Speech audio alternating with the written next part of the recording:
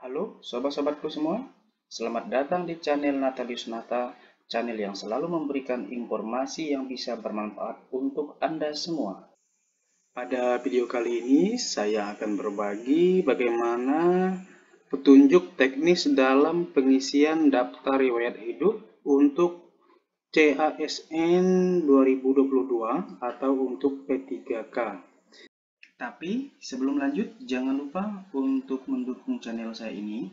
Bagi yang baru menemukan channel ini atau yang belum subscribe, silahkan tekan tombol subscribe karena subscribe itu gratis. Oke, sobat-sobat semua, untuk melakukan pengisian DRH, terlebih dahulu kita harus login di tampilan yang seperti ini ya. Sama seperti ketika sobat-sobatku semua melakukan pendaftaran saat pertama kali akan diminta untuk memasukkan nick dan password. Nah, setelah itu, sobat-sobatku semua, nanti akan ada pilihan apakah kita akan melanjutkan pengisian DRH atau tidak. Nah, dalam pengisian DRH itu sendiri, nanti kita akan mengisi seperti ini ya. Yang pertama itu adalah pengisian data perorangan, di mana dalam pengisian data perorangan ini kita akan diminta untuk mengisikan nomor induk kependudukan yang sesuai dengan di KTP atau KK, kemudian nama kita sesuai dengan ijazah, dan gelar depan ijazah kalau memang tidak ada diberikan tanda strip saja, kemudian tempat lahir ijazah, kemudian tanggal lahir ijazah, dan jenis kelamin, status perkawinan, dan nomor telepon ya. Kemudian kita juga akan diminta di sini untuk mengisikan nama sesuai KTP, kemudian nama ya. Ini biasanya sama ya antara nama KTP dengan nama yang biasa. Kemudian menuliskan gelar belakang pada ijazah jika ada, dan kalau memang tidak ada dituliskan saja strip ya. Kemudian juga diminta untuk menuliskan tempat lahir yang sesuai dengan KTP dan tanggal lahir yang sesuai dengan KTP. Kemudian setelah itu kita juga harus memasukkan agama, email yang aktif, dan nomor HP. Kemudian di daftar perorangan ini, nanti juga akan diminta untuk mengisi alamat domisili yang sesuai dengan di KK atau KTP, baik itu pengisian untuk provinsi, kabupaten kota, kecamatan, kelurahan atau desa, dan biasanya lengkap dengan nama jalan dan alamat lengkap ini. Masukkan juga kode pos. Kemudian ini adalah keterangan lainnya yang terdiri dari keterangan fisik ya, tinggi badan, berat badan, warna rambut, bentuk muka, warna kulit, dan ciri khas. Kalau memang tidak ada ciri khas, kasih saja strip. Cacat tubuh, kalau memang ada tuliskan, kalau tidak ada kasih strip. Dan di sini juga nanti diminta untuk mengisikan hobi. Pilihannya biasanya sudah ada, dan ada keterangan hobi ya. Nanti silahkan diisi. Jika sudah selesai menuliskan data perorangan, kita harus memasukkan kode CAPTCHA yang seperti ini ya. Nah, jika merasa sudah sesuai atau sudah pas semuanya, ya, kita langsung klik saja tulisan selanjutnya. Kemudian langkah yang kedua adalah melakukan pengisian riwayat pendidikan. Nah, dalam pengisian riwayat pendidikan ini, sobat-sobatku semua, kita diminta untuk mengisikan nanti ada format yang seperti ini ya. Nah, ini ada ubah data pendidikan. Ini biasanya yang untuk pendidikan terakhir, ada tingkat pendidikan ya. Kemudian jurusan, nama sekolah atau perguruan tinggi, gelar depan, gelar belakang. Kemudian akreditasi sekolah atau pendidikan kita itu, tempat, nomor ijazah, tanggal ijazah, dan nama pejabat yang melakukan penandatanganan ijazah. Nah, jika sudah selesai mengisi yang pendidikan tinggi, kita klik simpan. Dan biasanya perlu diketahui oleh sobat-sobatku semua, ya, kita bisa melakukan pengisian juga untuk sekolah yang berikutnya, karena dalam pengisian riwayat pendidikan ini diminta juga untuk menuliskan riwayat sekolah mulai dari sekolah dasar, sekolah menengah, dan atas dengan klik tombol ini. Jadi kalau sudah menambahkan pendidikan yang pertama, silahkan kita klik tambah pendidikan untuk mengisi riwayat pendidikan di jenjang SD, SMP, dan SMA. Kemudian, sobat-sobatku semua, setelah itu juga kita akan diminta untuk menuliskan jenis kursus yang pernah kita ikuti jika memang ada ya. Tapi biasanya di sini untuk pengisian kursus ini, biasanya kalau kursusnya itu yang bukan bersifat resmi, ya itu biasanya tidak bisa terisi karena di sini biasanya sudah tersedia secara otomatis pilihan untuk mengisi kursus yang pernah kita miliki. Kemudian setelah itu juga ada pengisian untuk pekerjaan, ya. Pekerjaan di sini atau riwayat pekerjaan kita ini juga wajib diisi jika memang kita sebelumnya sudah memiliki riwayat pekerjaan di sebuah instansi atau di sebuah lembaga tertentu. Nah, nanti formatnya akan seperti ini ya. Nah, kita bisa melakukan pengisiannya dengan cara nanti akan masuk pada kolom yang seperti ini. Nah, ini untuk menambah riwayat pekerjaan. Nanti tombol pilihan di dalam menunya akan seperti ini, ada tambah pekerjaan, nanti kita tinggal klik saja di sini untuk pilih instansi.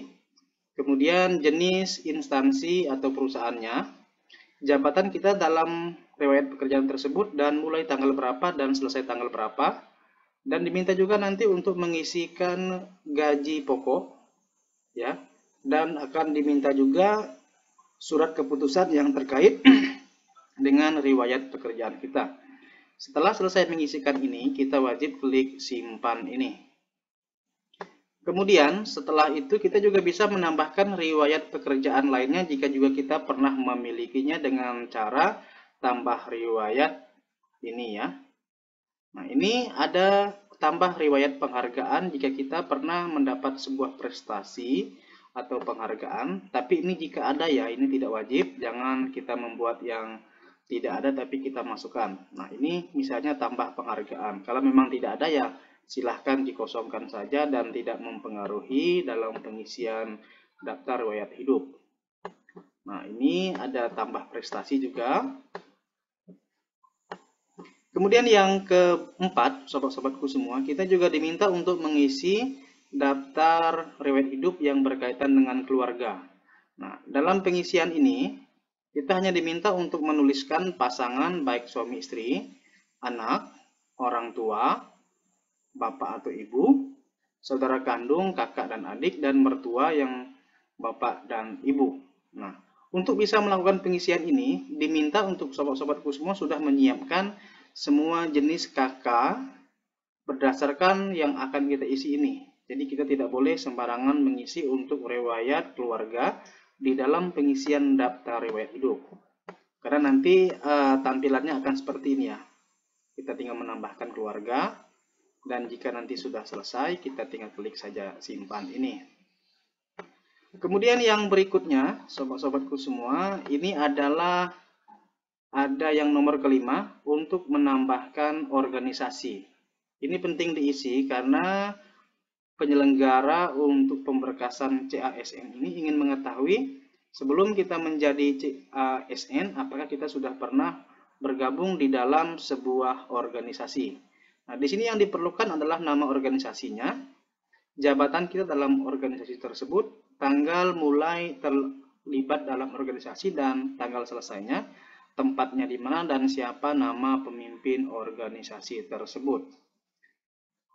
Kemudian sobat-sobatku semua yang juga perlu diperhatikan dalam pengisian DRH ini, kita juga sudah menyiapkan yang pertama ada surat keterangan catatan kepolisian atau kita kenal dengan SKCK, ya, lengkap dengan tanggal, nomor surat dan pejabat yang menandatangani, dan diminta juga nanti surat keterangan sehat jasmani dan rohani ya.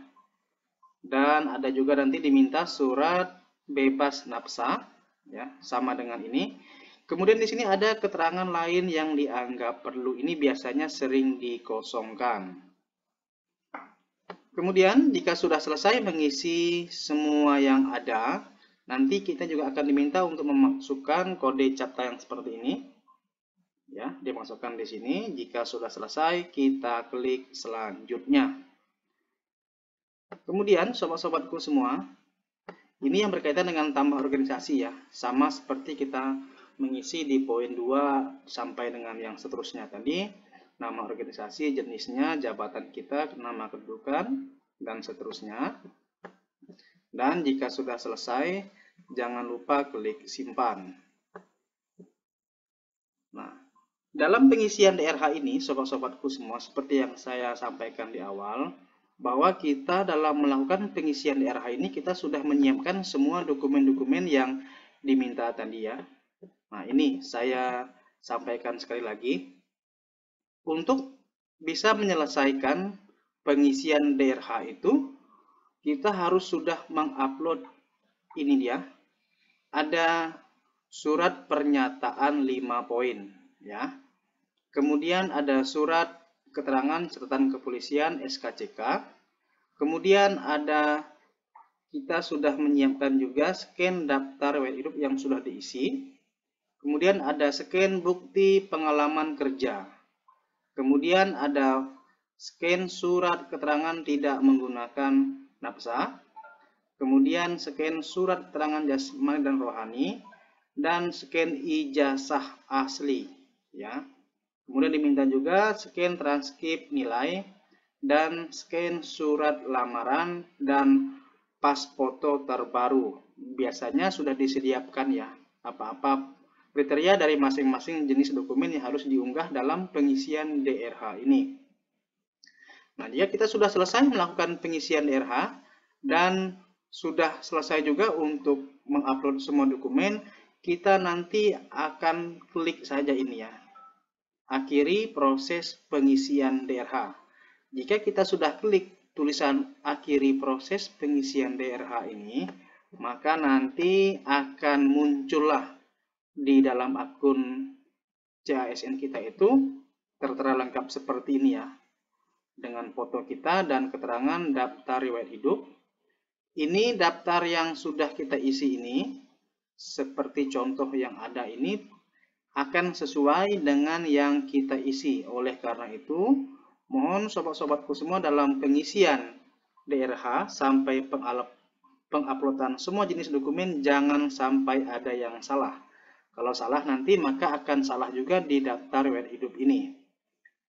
Kita bisa melihat di sini ada keterangan perorangan, kemudian pendidikan, kursus atau latihan, riwayat pekerjaan, tanda jasa atau penghargaan, riwayat keluarga, kemudian juga akan muncul keterangan organisasi.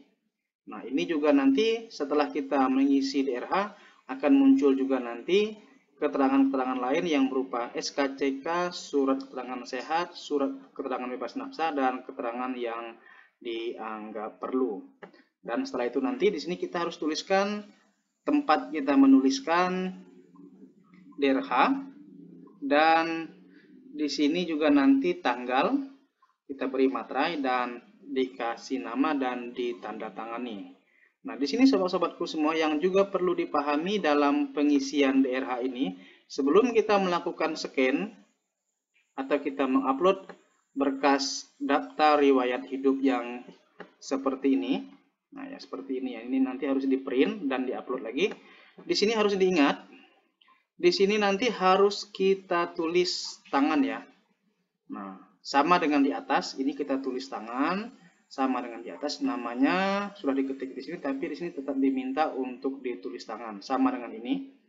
Nah, jika sudah ditulis tangan, baru ini kita print dan kita scan kembali, baru setelah itu kita upload.